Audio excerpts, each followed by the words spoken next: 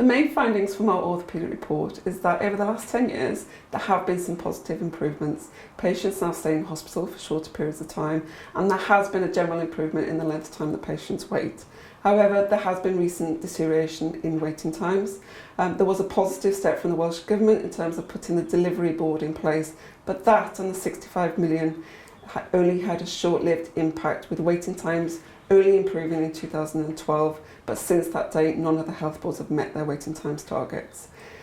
We've also found that there are alternative arrangements in place within the health boards with examples of lifestyle and exercise programmes.